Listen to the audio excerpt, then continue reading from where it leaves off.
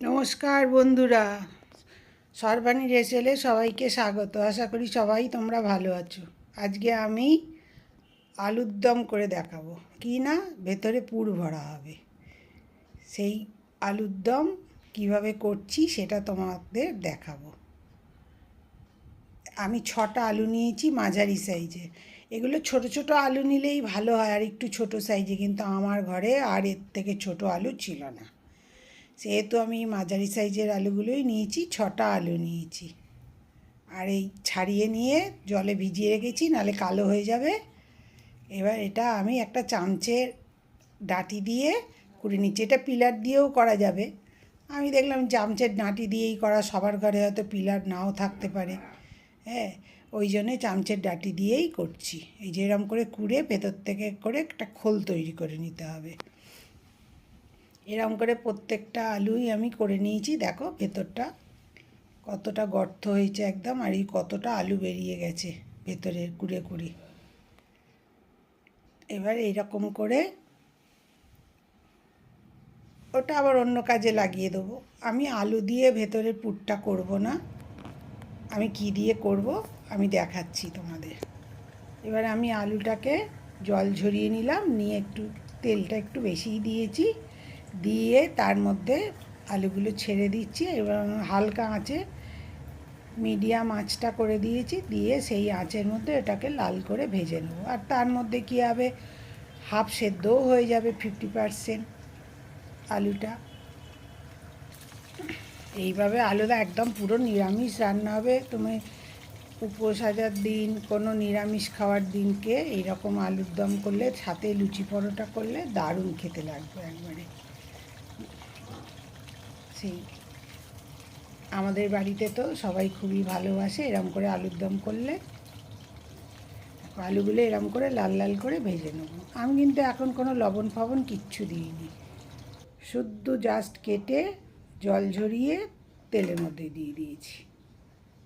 আমি এই যে পনির নিয়েছি, পনির আমার এখানে 200 গ্রাম আছে, কিন্তু আমার লেগেছে 100 গ্রাম পনির লেগেছে। 6টা তো আলু, 100 গ্রাম পনিরেই আমার হয়ে গেছে। পনিরের পুরটা দেব আমি। পুরটা এরকম করে একটা গ্রেটারের সাহায্যে এরকম করে গ্রেট করে নিতে হবে। হাতে এমনি চটকে নিলেও হয়, কিন্তু তাতে একটু বড় দানা থেকে যাওয়ার সম্ভাবনা থাকবে। তার থেকে এইরকম, এটা সবাইয়ের বাড়িতেই আছে, ছোট বড় সবাইয়েরই, সেই হিসাবে এই রকম করে পনিরটাকে গ্রেট করে নেবে। এই যে আমি পনিরটাকে পুরো গ্রেট করে নিয়েছি, এদিকে আলুও ভাজা হচ্ছে, হয়ে এসেছে।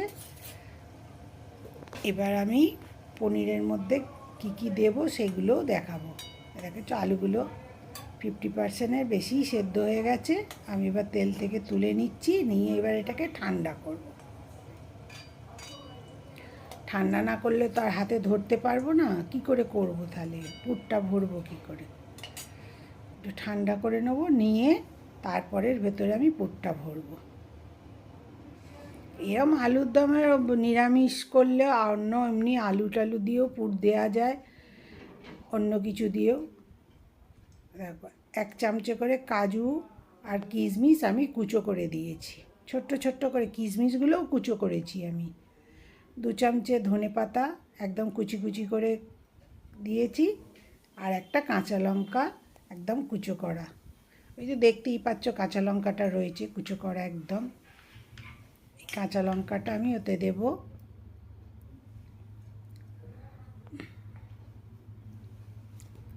আর কিছু শুকনো মশলাও দেব ওতে আমি। দেখো স্বাদ মতো লবণ দেব, বেশি কিছু মশলা দিতে লাগে না পুরটার ভেতর।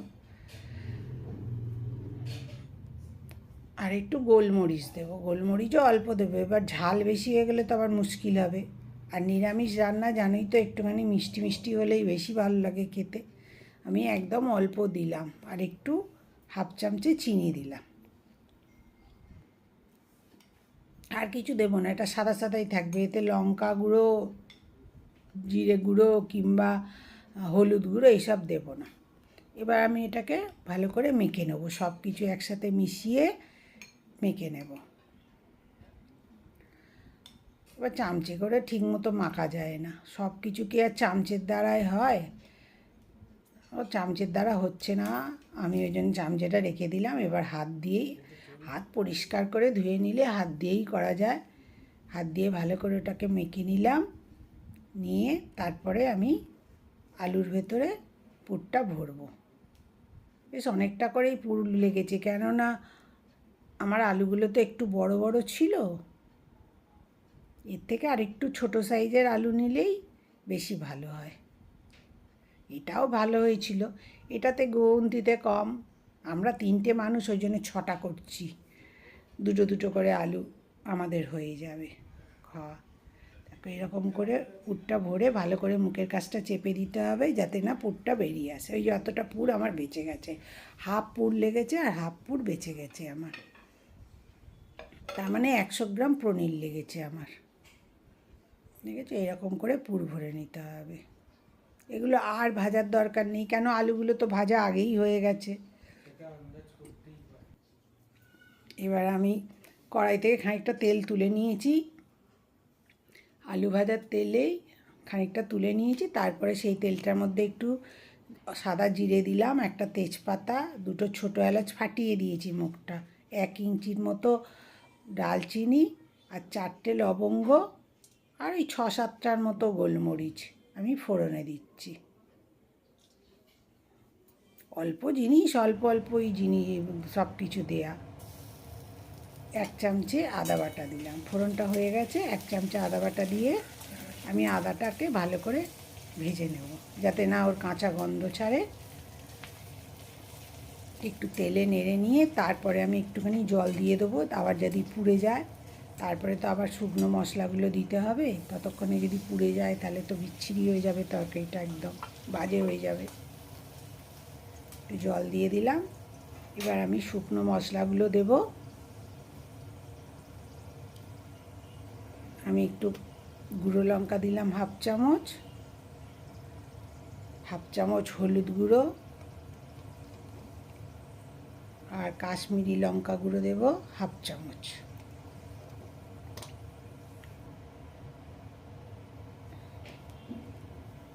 আর হাফ চামচ ভাজা মশলার গুঁড়ো।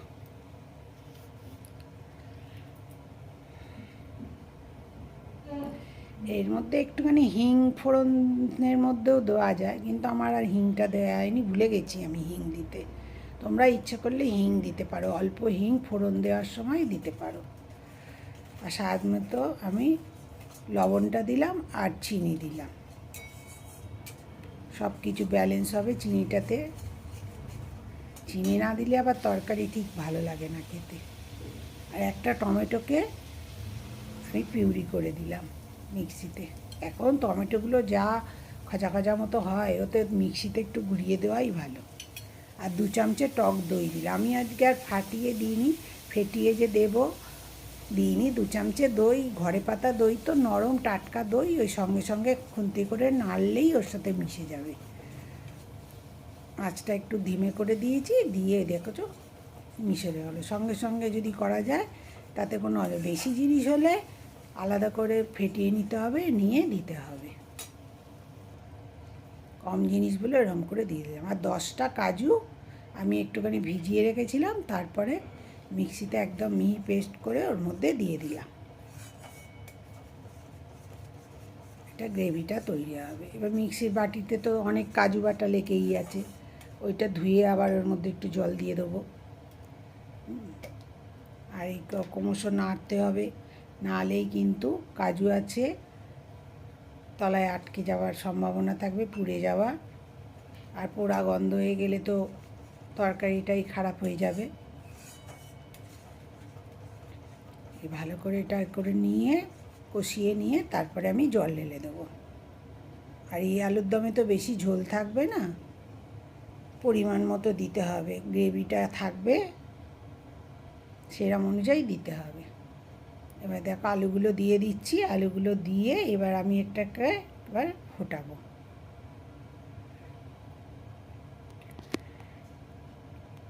আমার রান্না কেমন লাগে তোমাদের যারা দেখছো আমাকে একটু কমেন্ট করে জানিও। আর নতুন বন্ধু হলে প্লিজ চলে যেও না, আমার চ্যানেলটা সাবস্ক্রাইব করে দিও। আর নতুন বন্ধু পুরনো বন্ধু সবাই আমার পাশে থেকো। সঙ্গে থেকো, তাহলে আমার পথ চলা সুবিধে হবে, আর আমি নতুন নতুন ভিডিও দিতেও উৎসাহ পাবো তোমাদের কাছ থেকে। দেখো এরকম করে নাড়লে হবে না, তাহলে কিন্তু সব পুটটুট বেরিয়ে যাবে। এরকম করে খুন্তিটা তলায় ঢুকিয়ে দিয়ে দেখে নিতে হবে তলাটা আটকে গেছে কি না। এবার অল্প করে একটু গরম মশলা দিলাম আর হাফ চামচে ঘি দিলাম।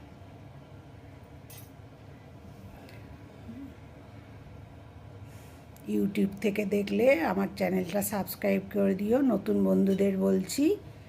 আর ফেসবুক থেকে দেখলে আমার পেজটা একটু লাইক ফলো করো। আমার আলুর দম রেডি হয়ে গেল, এবার আমি এটাকে নিভিয়ে দেবো।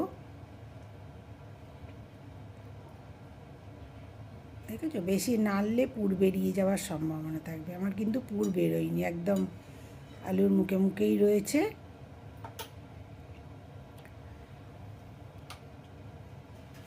আমি নিভিয়ে দিলাম, নিভিয়ে একটু ঢাকা দিয়ে রাখছি, রেখে তারপরে ধনেপাতাগুলো আগে দিলেই হতো, খেয়াল ছিল না ঠিক। তবে গরম অবস্থায় ধনেপাতাগুলো দিয়েছি, ওর সাথে মিশে গেছে পুরো।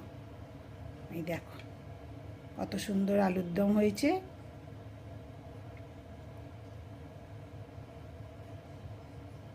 আমার ভিডিও দেখার জন্য তোমাদের সকলকে ধন্যবাদ। সকলে ভালো থেকো। আবার নতুন ভিডিও নিয়ে আসবো, যখন তোমাদের সাথে আবার দেখা হবে, কথা হবে।